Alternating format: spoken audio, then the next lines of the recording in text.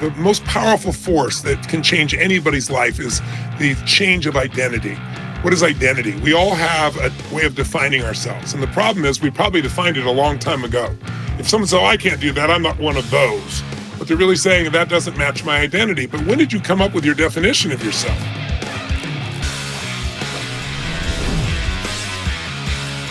What's up? What's going on? This is John with the Dr. John Delony Show.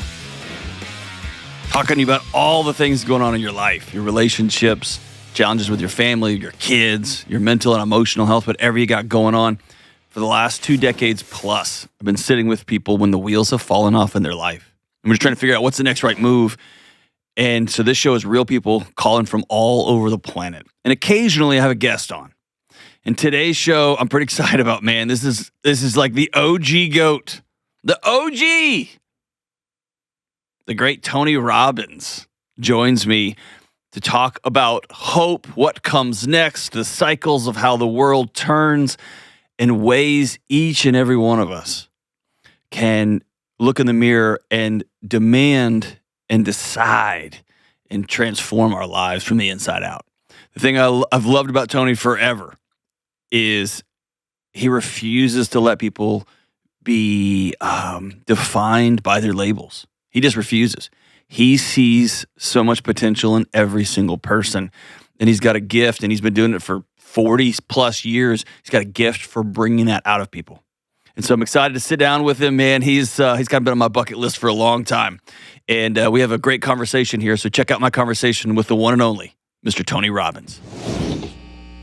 I want to start there in a culture obsessed with categorizing, labeling, and telling people what they can or can't do based on some sort of status, right? They have a snapshot of diagnostics. They experienced some trauma growing up. They've been through some hard challenges. Or maybe it's that nowadays it's fun to even beat up those who have been, quote unquote, successful, right? Like, you've got a high net worth, so you have no problems. Quit whining about anything, right? Your whole... And you don't care about anybody. No, you don't care about anybody. You hate people just because you have money.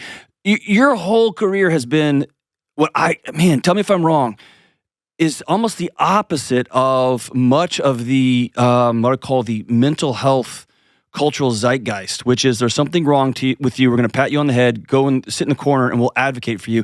You've been teaching people how to advocate and empower themselves forever.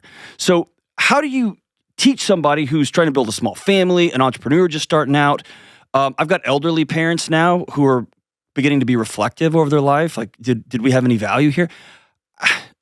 How do you teach somebody how to develop a path forward in spite of not just park it and call it because I've got some label attached to me? I think the most important thing is to get rid of the labels, because labels become the story. And once you have a story, you live the narrative, right? So the most powerful force that can change anybody's life is the change of identity. What is identity? We all have a way of defining ourselves. And the problem is we probably defined it a long time ago. If someone says, oh, I can't do that, I'm not one of those. What they're really saying is that doesn't match my identity. But when did you come up with your definition of yourself?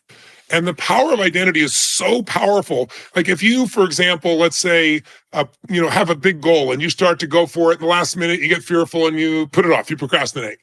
And then you go for it again, and in the last minute you get fearful and procrastinate. You do that 4 or 5 times. After a while, you don't want to feel bad about yourself, so you develop an identity. I'm a procrastinator. And now, by the way, you won't be disappointed. You'll do it on a regular basis. You won't achieve your dreams, but you'll be comfortable. You follow me? Absolutely. Or another example might be, because of your background, John, as a doc, is like, okay, a person is clinically depressed. Do you think a clinically depressed person ever has happy moments? What would you say? Yes or no? Of course they do. Of course they do. But if you catch them when they go, I'm not really happy, it just looked like I was happy. Right. Because our need to stay consistent with our definition is so high. When someone's having an identity crisis, right? Somebody says they're going through that. They're questioning everything. They don't know who they are, what they're about, what they really want. So we come up with a definition of ourselves, and it starts to control who we are. If you go to somebody that's used to smoke cigarettes and they don't smoke anymore, and they haven't smoked in 10 years, and you walk up and say, would you like a cigarette? Or you're not going to say, what brand is it? They're going to say, oh, I'm not one of those. I'm not a smoker. I'm not one of those. That's not my identity. That's how powerful identity is. It works on both sides, though. Let's say, metaphorically, You set a thermostat at 68 degrees. That's the temperature we want. That's your comfort zone, not your goals, not your absolute ideals, but what you're used to. So imagine 68 degrees as a metaphor for how much money you're comfortable with having. You want more, but that's what you're used to. Or 68 degrees is how much intimacy, how close you are to people, or your connection with God. It's a measure, not what you want, it's what you're used to. Well, if all of a sudden things aren't as good as they should be, the 68 degrees drops down to 60. I'm sure you've experienced this in your life. I know I have in mine. Most people have. Suddenly something happens. Your brain goes, hey, you're supposed to be up here. You're down here. And you get this push. The heaters kick on to bring the temperature up again. You feel this push to get yourself back to where you want to be. Most people listening have had that experience, but they don't realize it happens on the other side too. If you get momentum, you start to do some great things. I don't know if you've ever done this, John, in your life, and you start doing really well, like better than you expect. And you go from 68, metaphorically, to 75, to 78, to 80. You get about 90 degrees, and all of a sudden your brain goes, hey, what the hell are you doing up here? You're a 68 degreer. And then all of a sudden the heaters stop. You lose your drive. And if that's not, the air conditioners come on, you start to self-sabotage to get back to where you think you need to be. So my life has really been about showing people lasting change only happens when there's an identity change.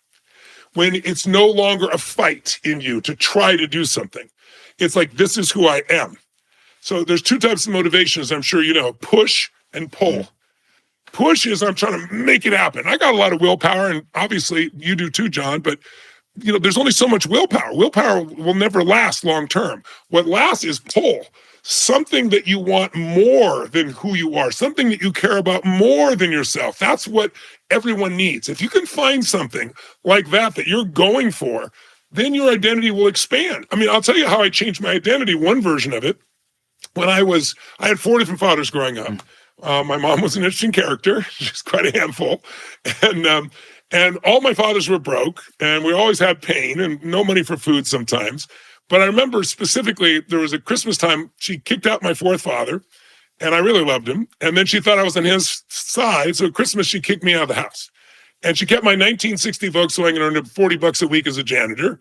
And I was in high school, still traveling to this place in Pasadena about, if I was driving there about 40 minutes away each way and working all night in the middle of the night, finishing at 2 a.m, coming back, sleeping on 5 hours sleep and getting up and going to school. Well, one day I finished cleaning. Oh, she keeps my car. So now I'm taking buses. So now it's not a 45-minute process. It's 90 minutes, sometimes 2 hours each way. But I get to get paid for results. If I could do 2 banks and I did a great job, it wasn't by the hour, so I could make enough money to support myself and come home. I come out to catch the bus at 2 a.m, no bus. 2:15, no bus. 2:30, no bus. Around 2:35 or somewhere in that range, a car pulls up, rolls his window down and goes, hey, buddy, didn't you see there's a bus strike? There's no buses. And he drives off, and I'm like, I have no one to call. I don't have any way to do this, and I'm 17 miles from home. And I'm like, that's the straightest arrow to get home. What the hell am I going to do? And I literally, John, true story, ran. I never run 3 miles. I ran 16 miles. Last mile I walked, but 16 straight miles. And how did I do it? I literally conditioned my brain, and that day changed my identity. It started with anger, to be honest with you. I'll show her, but you don't go very long on anger. Right. You run out of fuel really quick, right? So I read these books like The Magic of Believing by Claude M. Bristol, The Power of Your Subconscious Mind by, Dr. Joseph. And so I'd read these books, and so I was like, okay, I'm going to condition my mind, not with affirmations, I'm happy, but where I'm going to engage my body, my focus, my language over and over with such repetition. I'm going to condition my mind with every step I take. So I started doing every day and every way I'm getting stronger and stronger. Every day and every way I'm getting stronger. I'll be yelling it. I do that for like 5 minutes. And then I go every day, healthy and healthy, happier and happier. I did that all the way for 16 miles. And I think it was like 2 hours plus. I had shin sprints, of course. I wasn't prepared for this or anything else. But I found a part of myself that I use to this day. I found that part of myself that will not give up. That's where I shaped my identity that day. And I've used that energy anytime I faced a challenge ever since. And so I think people can train themselves to discover who they really are. But the best way to do that is do something you don't think is consistent with your identity. In other words, a belief is a poor substitute for an experience. You can tell me what China's like in your belief system, but if I take you to China, you're going to have an experience. Experience is more powerful. So I try to give people experiences in my events that violate their limitations. That's why I've done skydiving and firewalking and all that stuff too, is because when you do something you thought was difficult or impossible, your brain goes, well, what else can I do that I thought was so impossible, it's so easy? And I'm one of those now. I'm a person who does these things. That shift is the most important shift for anyone to go to the next level of their life. All right, gang, listen, I've been looking for someone I could team up with to offer red light and near infrared light therapy at the highest quality, as well as someone who could help me with my other concerns about our modern living environment as well. I've tried a number of different companies and products, and I'm super excited to be partnering with Bon Charge, a world leader in red light therapy. I've purchased a number of Bon Charge products with my own money, and I love them. Red light and near infrared light therapy has been reviewed in over 4,000 peer-reviewed studies, with 400 plus of those studies being double-blind placebo trials. Not only do these studies show amazing health benefits, not one study has shown any negative side effects. Red light therapy can help with boosting mood, helping with sleep, reducing stress, recovery from aches and pains, better skin and skin health, cellulite, stretch marks, and more. I use my red light therapy panels and mask, both the near infrared light and red light, 10 to 20 minutes each day, and sometimes more when I'm in pain, and often during my prayer and meditation time or when I'm having trouble sleeping.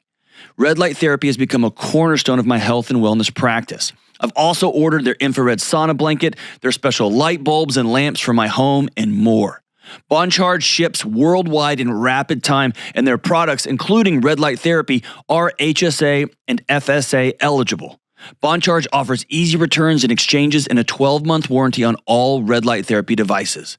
Go to boncharge.com/Delony and use coupon code Delony to save 15%. That's BONCHARGE, boncharge.com/Delony, and use coupon code Delony to save 15%. I am the founding member of the Get Off the Internet and Go Outside Club. And yet, like all of you, I find myself at work and my personal life pretty much living on the internets these days. As a society, we're creating more and more online accounts all the time. And we're signing up for promos, giving away our emails and personal numbers, and buying everything with our phones. I get hundreds of emails to my personal account, my business accounts, and every business wants to survey me and become my friend, and everyone everywhere is trying to sell me all kinds of stuff. It drives me nuts. And with all of this online activity, do any of us really know where our data is and who has it? Chances are high that data broker websites have your information, and they're selling it to scammers, spammers, and other shady people. But when you use Delete Me, they find and remove your data from hundreds of sites, and they send you reports throughout the year to show you exactly what they've removed and from where. And right now, I'm getting way fewer of those spammy texts and phone calls, and it allows me to let my guard down just a little bit and finally feel some peace. This new year, I want you to share the peace by giving a Delete Me subscription to someone you love. Individual Delete Me plans start as low as $9 a month. Go to DeleteMe.com/Delony today for 20% off. That's DeleteMe.com/Delony. Can a person do that while remaining comfortable? Or is that our cancer of the 21st century? And I say that jokingly, but my wife is an author and she writes about the Dust Bowl, and I don't want to live in that time period, right? The Great Depression, all that. But gosh, we've made the most comfortable society in human history ever. And what you're talking about is profoundly uncomfortable. Yes. Well, when we're comfortable, we rarely change. Everybody wants a better life. No one wants to change. Right. I want to be in great shape. I just want to work out, right? Exactly right. Yes. That's how it works. But here's what I can tell you about history. I'm a student of patterns. When people go like, what's the future going to be like? Are you optimistic or pessimistic? Well, I'm not just an optimist to be an optimist. I believe in intelligence. I believe in seeing things as they are, not worse than it is, though. Yeah, and then I believe seeing it better than it is, because without a vision, people perish. It says in a very good book. Right. A good book. And then you got to make it that way. You got to have the strategies to make it that way. So that's kind of my mindset with it. But part of what makes me confident is studying history. It's like I tell, one day I remember, I have 5 kids and 5 grandkids, and I have, my 3.5-year-old daughter, my 50-year-old daughter. I mean, it's quite a range. And, well, I complain. I have a 14-year-old and a 6-year-old, and I complain, and I'm done complaining effective immediately because that's a gap, brother. That's a gap. That's a gap. But I have more skills today. But I think of my grandkids and my daughter, my youngest daughter today, and I go, we all know that with AI, with robotics, with nanotechnology, there's going to be more change in the next 10 years than the previous 1,000. The tempo is going to explode. It's already exploding, but we're at the base of that growth pattern, right? So 40% of the jobs we have right now are going to be gone. Well, that's not a problem. We all used to be farmers, 150 years ago. 85% of America was farmers. Now it's 3%. We feed the whole world, right? But there was time to make those changes.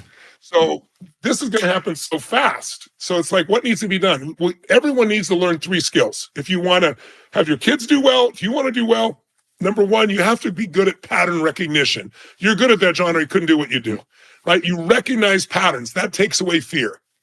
So when people look at things like, oh, it's the worst it's ever been, I go, you haven't studied history. You study 1,000 years of Roman history, 500 years of Anglo-American history, and you see there is a cycle, almost like seasons, that happens every 18 to 20 years where there's a primary emotion, just like a season, and it controls how the majority of people think, not everybody.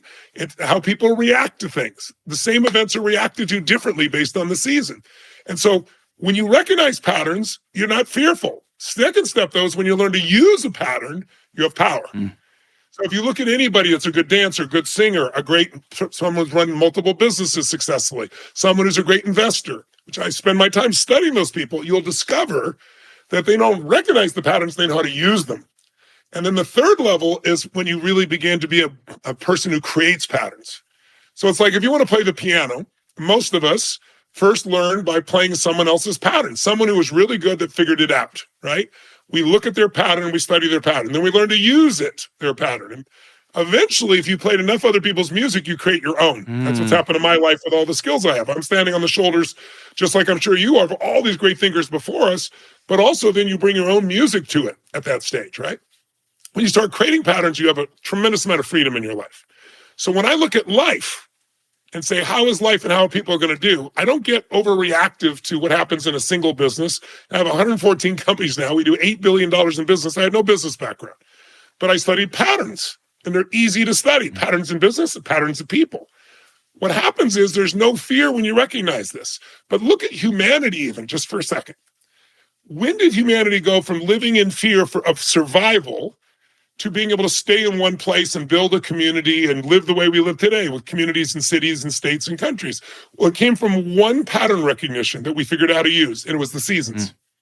Before that, we were hunter-gatherers running around hoping we could find enough food and chasing the next place to go. That all changed when we realized there is the right time to plant. If you plant in the winter, I don't care how hard you work, you're not going to reap. It's not going to work. There's one season, and this is how it works. And then you got to defend it during the summer, and then you got to reap in the fall, and you got to save some of it for the winter, right? Well, when we learned that, humanity exploded. Now we run the planet, for good or bad, and we run the planet. Well, similarly, there's a pattern in people's life. So all those listening right now are watching. They're in one of the seasons. If you're 0 to 21, you're in springtime. I'm making these numbers general, right? Sure. Everybody's life slightly different.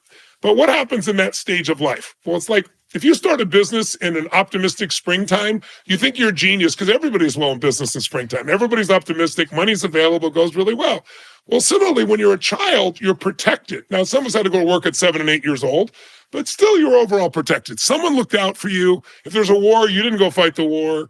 You're being fed information. You're being taken care of to some extent. And you're learning. It's a learning process. Now, 22 to 42 is the summertime. That's the testing time. That's when you think you're invincible and you think you're going to be president of the United States, a multi-billionaire, and have 100 relationships simultaneously, and everyone's going to be happy.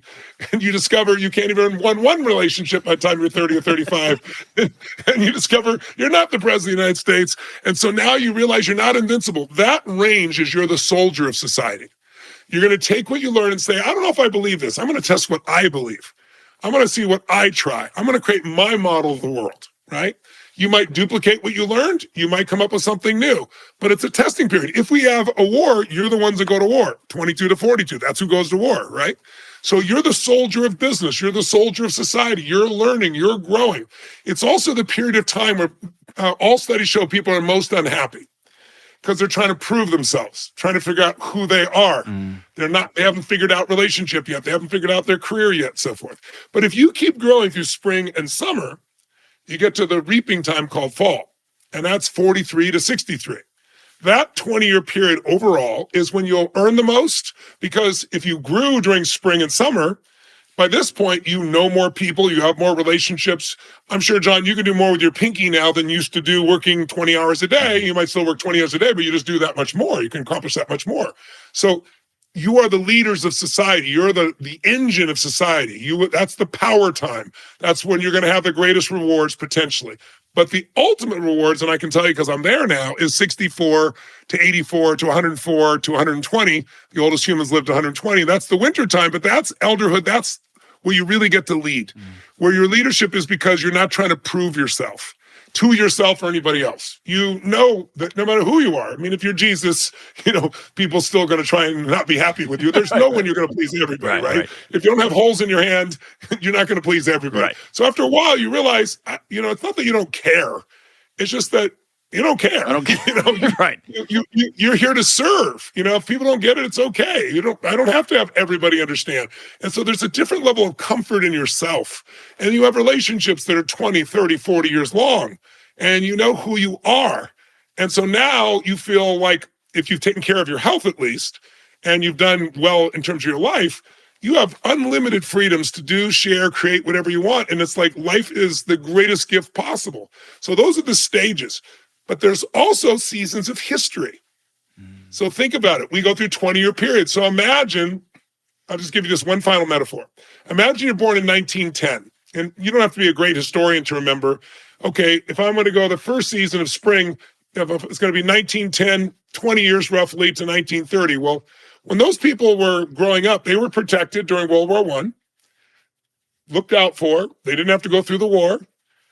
The elders did. And then we had this great economic surge, right? The roaring 20s, new technology, airplanes, cars, TVs, radio, all at one time. People were partying like crazy.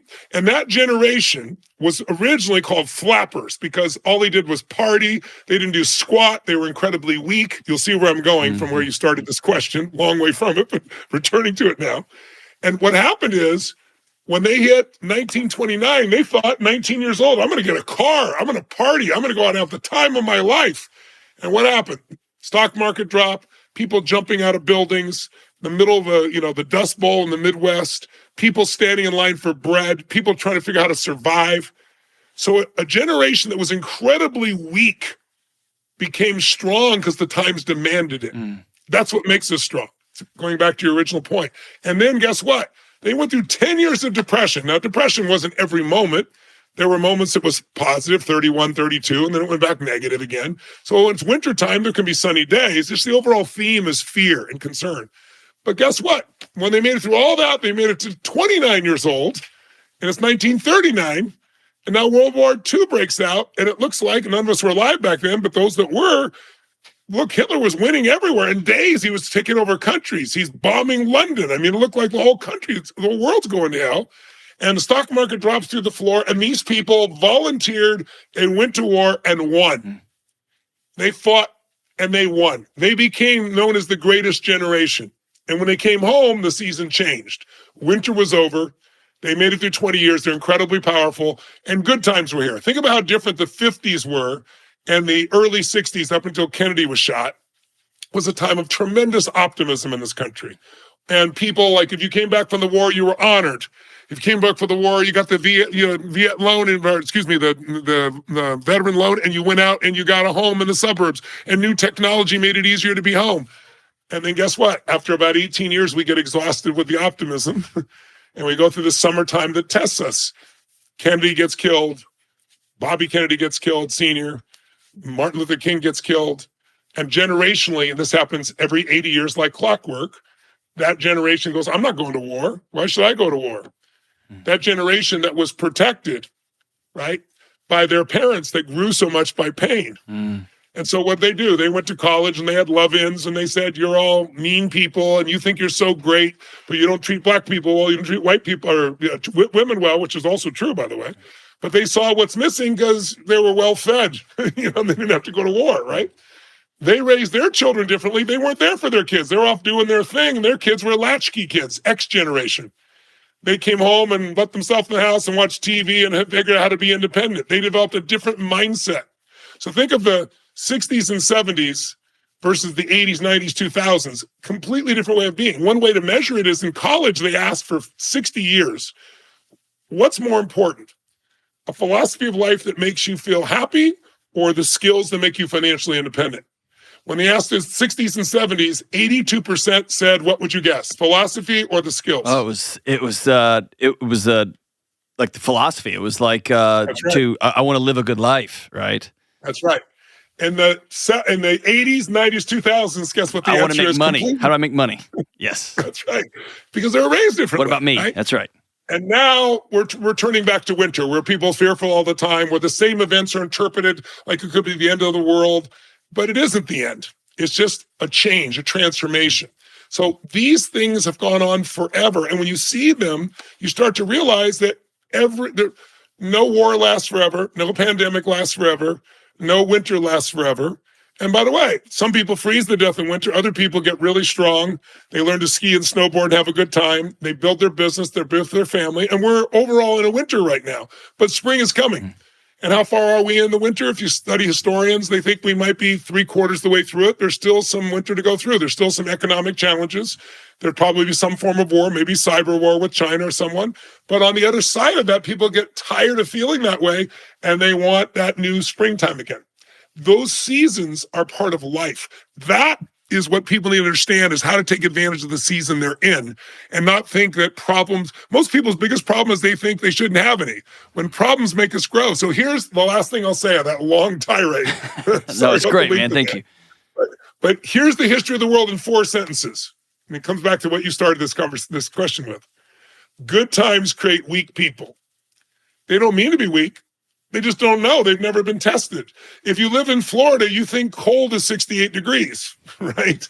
If you live in Minnesota, cold is -30. So you have no perspective here, right? So when you have good times, you don't get strong.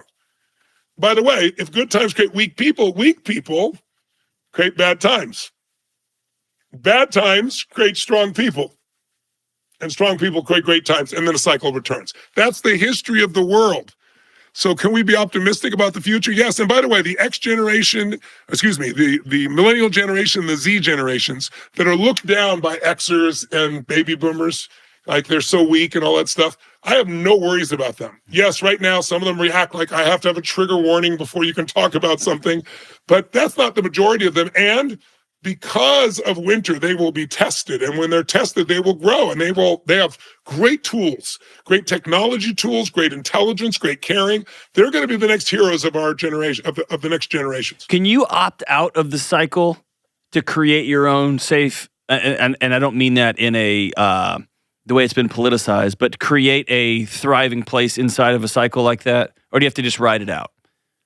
No, you look at winter. Like I just said, winter in Florida is different than winter in Minnesota. There you go. So you can, that's a great. I grew up in Texas. Location. Yeah, so winter is 58 degrees. That's it. Yeah. So the truth of the matter is, I have a home in Fiji. I bought it so that while hell is breaking loose in the world, they're on a different cycle. But we're so connected as a world; it still affects everybody. But your level of cycle will be different. But the best answer is not to hope you get yourself in a good place. The best answer is get so strong that when winter comes, you're not complaining about it, you take advantage of it. If you look at the top 1,000 companies in the United States, the Fortune 1,000, in the world, I should say, 60% of them, they could be born in one of 4 seasons, but 60% of them were born in winter, meaning they came to life during the middle of a recession or a depression. It's mind-boggling, the biggest names. Why? Because if you do well in that season, you'll do well in every other season. So my lesson for people is, look, I know it seems really difficult right now. You need to create a compelling future. Anyone can deal with the difficult today if we have a compelling tomorrow. It's the new year. It's my favorite time of the year. Everyone starts thinking of new routines, building better habits, stopping things that aren't that helpful, and overall, People are thinking about building a better life. And we all know that most new go-get-em goals are a waste of time because we don't put in the systems to make them sustainable. So how about this year? Let's focus on fewer, more sustainable goals and better systems. And let's start by curating a system and a goal that's good for your heart and your soul. Let's start this year with our spiritual lives, and let's start off 2025 by focusing on prayer and meditation. To do this, I recommend Hallow, the #1 prayer app in the world. I use it and I love it. Hallow offers over 10,000 guided prayers and meditations to help you grow closer to God, answer hard questions, and find peace. Hallow has some amazing daily prayers that are perfect to start your day with, and one of Hallow's most popular features is the daily reflection with Jonathan Rumi from the show The Chosen. You can also check out the daily scripture readings, the nightly sleep prayers, and if you don't have much time, there's even something called the Daily Minute. Hallow makes it easy to build a system and a routine by making a schedule, adding reminders, and even fostering a community for accountability. Start the year off right by putting your relationship with God first with the help of Hallow. Right now, they're offering 3 months for free when you join at hallow.com/Delony. That's hallow.com/Delony for 3 months of Hallow to get your year started absolutely free. Go check them out. You told one of my favorite stories you've ever told, and I'd love it if you'd share it here. You talked about this sense that at some level, we always hear the comparison is a thief of joy, but you're the first person I ever heard say, but comparison's wired into us. We're social creatures. That's like, it's normal to look to the left and the right and see where we are. And you gave one of the most compelling, and Tony, it was so quick that I heard it and it still stuck with me all these years later, a great conversation about you can be a builder or somebody that tears something down. But when you look to your right and your left and you see, I'm not where I want to be relative to those around me, or I have these dreams of being up. Yes. You can tear everybody down. Can you talk about that? Because I want my listeners to hear that because it's just stuck with me so long. And it's so powerful, especially in a world that has told us if somebody has something, if they have a great business, they've got a great marriage, they had some hack, they had some privilege, they had something you didn't have. And so it's not fair that they have it. And so I'd love for you to talk about that. I don't know exactly which story you're talking about, example, but here's what I'd say. Maybe I can orient you towards my own evolution in this area. So when I was growing up, we had no money for food at times. On Thanksgiving, when I was 11 years old, we had no money for food. Now, we had saltine crackers and peanut butter, so we weren't going to starve. But, it's Thanksgiving. Everybody else having a feast, and it was pretty emotional. And my forefather and my mother were screaming at each other, saying things that once you say you can't take back. I have a younger brother, 5 years younger, younger sister, 7 years younger. I'm trying to make sure they don't hear the conversation. And my whole life changed because there's a knock on the door, and I open the door, and there's this man standing there with 2 big, giant bags of groceries and an uncooked turkey on the ground. And he goes, "Is your father here?" Well, long story short, I got my dad at the front door. I thought he was going to be so happy. He was not happy. He's like, "We don't accept charity." And he went to slam the door on the guy. And the guy had been leaning slightly in, so it hit his shoulder and bounced out. He said, "Sir, I'm just the delivery man. Someone knows you're having a difficult time. It's like, please, you just accept this gift. And, they just want you to have a great Thanksgiving." And my dad went to close it again. And this time I hit the guy's foot. And my dad's really starting to get mad. The guy looks over and sees me. And he says to my father, I'll never forget, he says, "Sir, don't let your ego get in the way of taking care of your family." Wow. My dad, the veins in the side of my dad's face were just blowing out. I mean, he was so angry. But then he took the food and slammed it down. I thought he was going to punch the guy.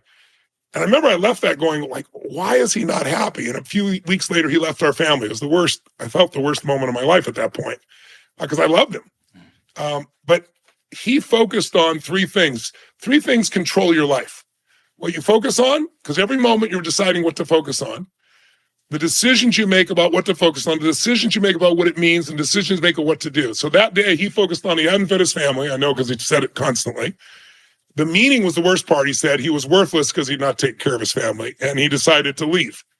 I focused on, wow, there's food here. What a concept. This is pretty amazing. And then I started looking around and saying, the thing that changed my whole life was, wow, someone cared enough about my family. They don't even want credit. My father always said, strangers don't care about you. Some stranger cares about our family. So if strangers care about me and my family, I want to care about strangers. And so that set me on this path that set me forward to say, my God, I've got to figure out how to do well because I want to pass this forward. So I've had 2 families and then 4 and then 8 and then gradually had a small company. I got my people involved and then 2 million people and then 4 million a year, where 2 million from my foundation, 2 million from me. And then now in the last 10 years, I said I was going to feed 1 billion meals. And we did it in 8 years with Feeding America as my partner. Wow. And now I'm doing a 100 billion meal project. Right. And we're 30 billion meals into it in the first 2 years, which no one thought was even close to possible. It's because so many people are dying around the world because of the war in Ukraine, which is the breadbasket for Africa. So I tell you that because in order to figure that out, I remember I went to my original teacher, a man named Jim Rohn. He's a personal development speaker. And I said to him, I wonder if you can tell me, I've had 4 fathers. We've always been broke. We haven't had much food. I said, I want a different life for my family in the future. What are they doing wrong? And Jim was so brilliant. He said, Tony, let me ask you a question. He goes, your fathers were good men. He said, there's no question about that. He said, but they picked a profession where obviously they weren't either able to do well or they did well, but they weren't in control of their own future. And he said, think of it this way. Could a person make twice as much money in the same amount of time? Is that possible? And I said, well, obviously people do that. He goes, what about 5 times as much money? What about 10? What about 100 times as much money in the same amount of time? I said, yeah. He goes, how do they do that? I said, I don't know. He said, the way they do it is they understand something. We're all equals as souls on this planet, but we're not equal in the marketplace. He said, if you want a different experience for your family than your father, then here's all you need to remember. You have to figure out how to do more for others than anybody else in the marketplace over and over again. And you will build a brand and you will dominate and you will never have to worry about economics. If you can do more for other people than anybody else, if you can add more value, not the value you want to add, the value they need, he said, the whole game changes. And so I got obsessed. And he said, by the way, Tony, because I was saying, well, it's not fair that, a teacher makes, I think back then it was like $30,000 a year or something like that. And this billionaire guy who runs a hedge fund just made $1.8 billion last year. And he said, well, Tony, let's just use McDonald's as an example. He goes, McDonald's is a great company, helps a lot of people have a first job. If you go to McDonald's, you get minimum wage. Minimum wage back then, I forget what the number was, but it was tiny. He goes, it's not meant to be your ultimate job. You're ultimate to grow and to expand. But the reason you make so little is there's so little added value. Today, it's getting replaced by robots, right? In most of the fast food places. But it's like, you can go today and learn that job in an hour. They even have pictures if you can't speak English to do it, right? There's not a lot of added value. But he said, that guy that you complain about, the teacher, he goes, some teachers are good, some not so good. But they're not willing to put themselves on the line.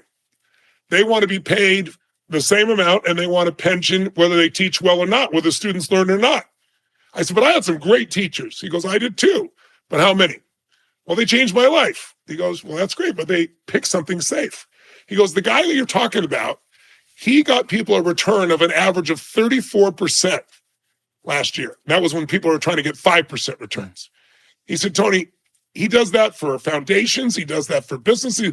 Those people just got a jump. They made more and growing their university educations for their kids, whatever it is, like tenfold almost. So he made people more than 50 billion, so he deserves $1 billion. He added more value. So stop your judgment based on economics and what you think is spiritual or not, and ask yourself this question. If I could be smarter, should I? If I could be more giving, should I? If I grow financially, should I? He said, only limitation is you're not adding enough value. So that became my obsession. And that's how I built all my companies, all across all these different industries. I'm in so many different industries, and every one of my team's obsessed, like, how do we do more for people than anybody else in that industry? And that's how you get there. So it's a combination of understanding these patterns, but also understanding the most important pattern in life and in business is do more for others than anybody else. Then you emotionally prosper, but you can also, if you work it out in a business, financially prosper as well. Well, one of the things we have that conversation about here with callers is, if you do choose to add value sitting next to somebody who's dying, right? You're a hospice nurse. Yes. And there's going to be a financial cap. Or like you, I had my life changed by a few teachers. There comes with an owning reality. My wife started out as a teacher before she became a professor and moved on. But I remember meeting her and being so perplexed at how, and this is young, arrogant, idiotic John, right? she was so thrilled with her Toyota Corolla. Yes. And I remember her saying, like, no, I'm a teacher. This is what we make. That means my life, I can't sit here dreaming of the Tahoes because I chose a $40,000 life, which means I have to choose this car and my house will look like this. And this is me owning reality and finding peace in this world that I've asked for. It's the mismatch, right? It's but I want this and it's not fair. So I got to knock you instead of saying, no, this is the path I'm choosing, right? And I'm going to take ownership of this path, which I just love. Yeah. And I think people that do that are the happiest people in the world. They've found a path, they know what they've chosen, and they feel great about it. It isn't about economics. I'm just trying to show people that your level of choice. That's it. That's right.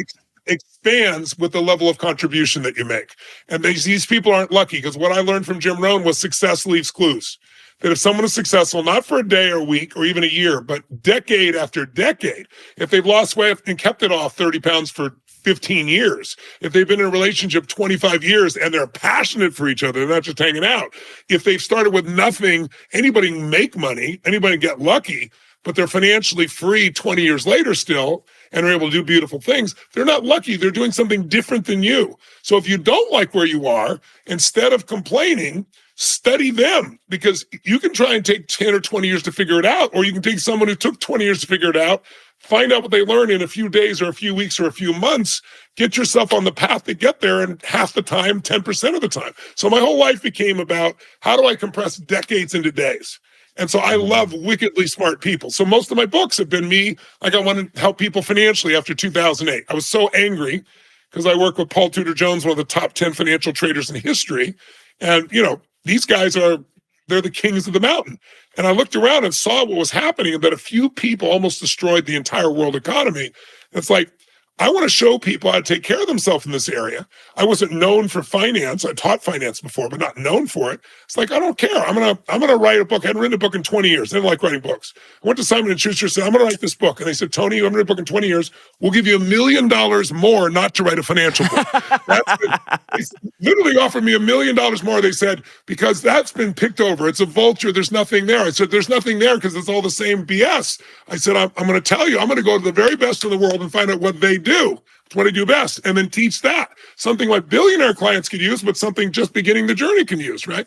And of course, wrote 3 #1 New York Times bestsellers in that category, but it was all extracting the patterns for them. You don't have to be a billionaire to see there's certain patterns around risk, for example, right? The most successful people don't take massive risks. Multi-billionaires don't do that. If they do, they don't stay multi-billionaires. They do something called asymmetrical risk reward. There you go. Right? So in the teachings that you do and your partners in crime have, who are done a lot of great work for people, so like managing their debt load is great. But these guys will go out and make an investment where they have no downside. That's right. And we have upside. And most people don't think that's even possible, or they have very limited downside with huge upside. I have a friend that took he took $40 million and turned it into $2 billion in 1 year. And he did it in 2008. And he did it because everybody thought real estate is going to go up forever. And he figured a way to do investments where his risk was he could be wrong 16 times and still make money. He wasn't wrong 16 times. That's how he made $2 billion, right? and I asked him one time, his name's Kyle Bass.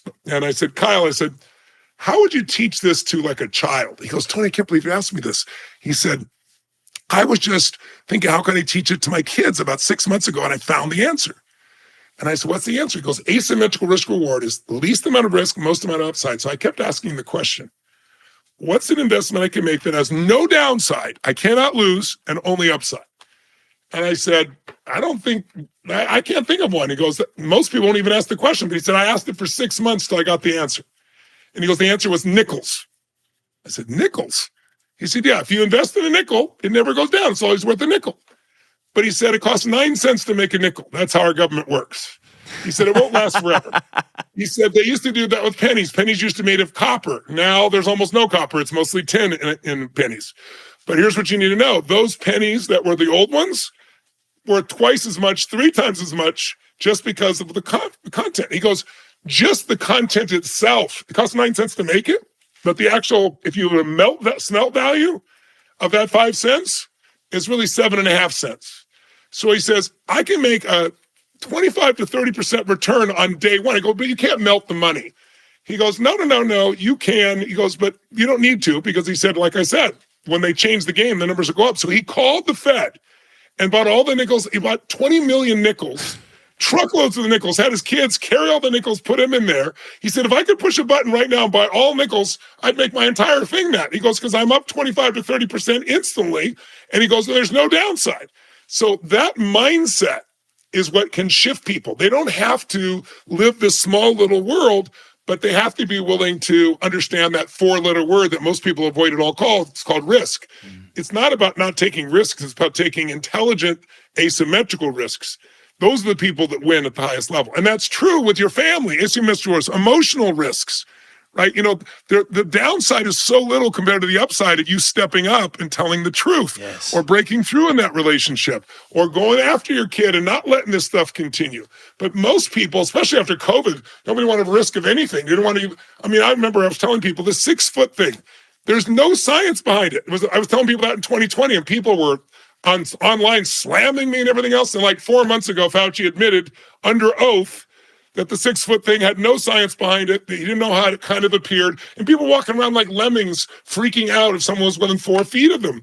We have to take risks to have life. Can you imagine the people that settled this country and what they had to do to cross the oceans to come here to deal with this world, the risks they took so we could have this? They would be so embarrassed by us, right? It's like, we're not willing to take any risks for anything. Time to take some intelligent risks. That's how your life changes. Well, and what I love about you is it's the gift you have is, and I say this with all due respect, you don't care where a person's been. It's almost like you're blinded by the light of how bright it could be wherever they could end up, but they don't see it. And there's a relentless chasing after people that you do that is so infectious, because you just won't let people settle or quit on themselves. And I love it, dude. If they raise their hand, I don't just walk on the street and stop people. I used to do that. Oh, I've learned that. I've learned that the hard way, dude. Now I ruined many a party being like, well, actually, that's the wrong diet. No more. If you ask me, I'll tell you. But other than that, I'm out. Yes. But my 20s, I did that stuff. But today, if someone raises their hand, they're willing, or they get dragged there by somebody else.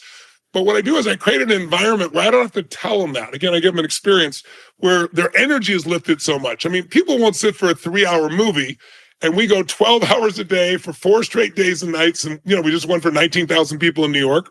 But by the way, we have, since COVID, we have about half the people usually, or a third of the people are experiencing it online. We start here at 10 a.m. and we go 12 hours, right? Sometimes 13 to 11 p.m. And guess what? The people are in Sydney, Australia, are starting at midnight. They're going from midnight to 1 in the afternoon for 4 straight days, and we lose 2% of the people. I love it, dude. Because we make it that compelling. So when the experience is that compelling, it's not words, it's the experience. When your energy is that high, what seemed impossible becomes not only possible, but you find yourself taking action. But most people since COVID, they don't even realize how low their energy has dropped, because everybody has. People work at home. Their tempo is different. Their energy is different. And it's like we're fish in water. We don't notice. But you could have imagine you got a couple that totally love each other. I mean, they adore each other. And they're both in peak energy states. They take care of their body. And they deal with challenges. And you know what kind of relationship they're going to have. They love each other and they got lots of energy. It's going to be an awesome relationship. You get 2 people that are worn down by daily life. So many soccer practices, ballet practices, financial stress in the new business or my job or something else, someone sick in the family. And they're like, doing okay. They love each other just as much, but it is not the same relationship. You know it as well as I do. And if you get people that are burnt into the ground who love each other, they'll say stuff and do things that will really hurt the relationship. So the level of your energy, as simplistic as that sounds, is where it starts. And it doesn't matter how much sleep you have. It doesn't matter how much food you've eaten. What matters is the psychological habit of energy. And so one of the things we do in 3 or 4 days is people condition their nervous system at a higher level of energy, and then everything changes. When you're in a peak state of mind, I mean, have you ever done this? You ever been in a lousy state where you can't remember your own cell number, or how to spell a difficult word like you know the answer, but what the hell? Yeah. And yet there's other times when you get on the flow, when you're in a peak state where you do something or say something, it goes perfect. You go, I don't even know how I did that, but I'm impressed. I like that. I want to do that again. It's all state driven. So we show people how to change their state. Because most people say to me, well, I just don't feel like it. Well, if I waited till I felt like it, I couldn't have done 90% of what I've done. I've learned how to change how I feel so I can do it. And that's one of the most important skills of life that we certainly don't get taught in school or just about anywhere else. But when we get people in an environment like that, they come out saying it's the greatest experience of their life because they experience themselves at their best. Dude, I love it. All right, so January 30th, tell us about the Time to Rise summit that you're putting together. Well, as I mentioned, during COVID, we had to figure out how to adapt because all the giant, structures in the world, all the stadiums were shut down. And I was like, I got lots of other businesses, but this is my mission. So I got a way to help people. So I built a studio.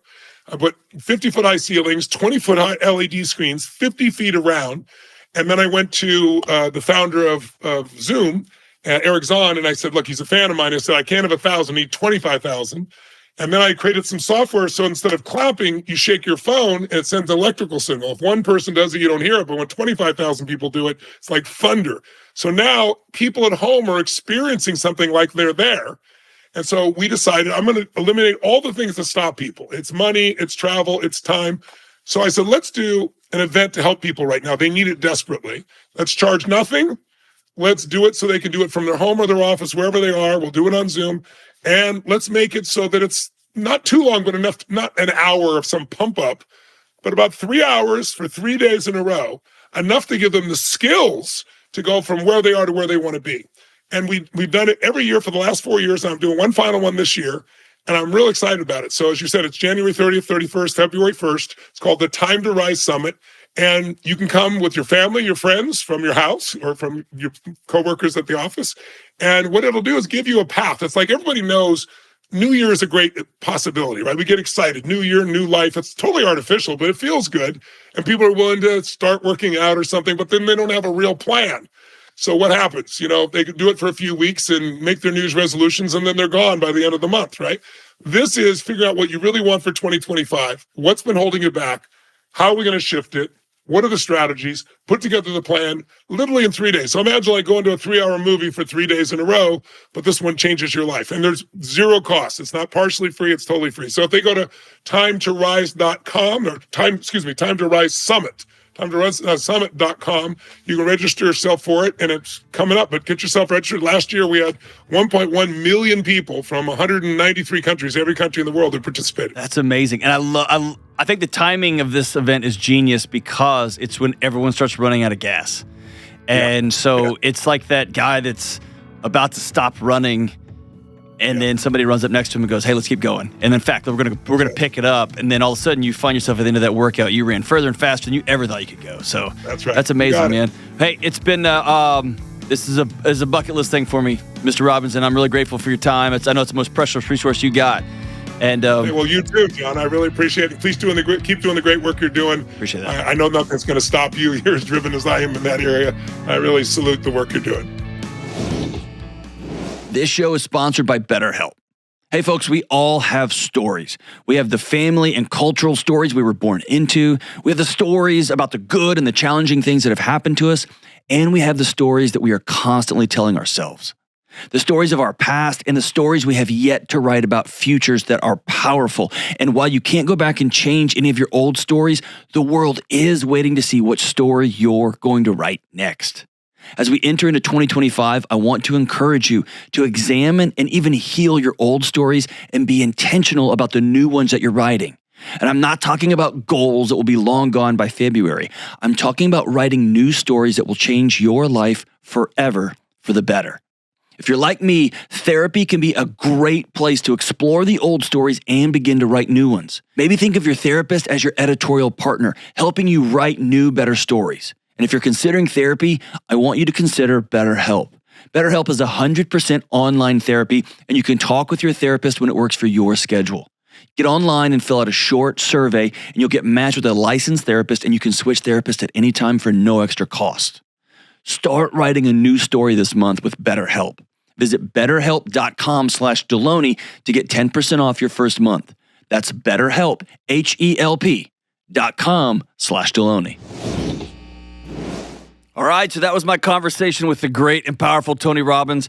And as you probably heard on the show, he's got I don't know, about 1,000 number one best-selling New York Times bestsellers.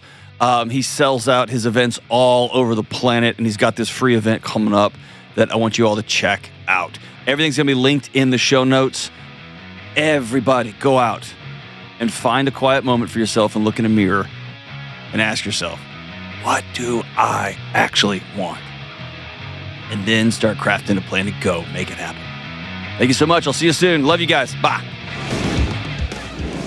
Hey, what's up, folks? Big news. The Dr. John Delony Show is now available a full week early in the Ramsey Network app. That's right. You can catch all the real talk of mental health, relationships, emotional health before anyone else.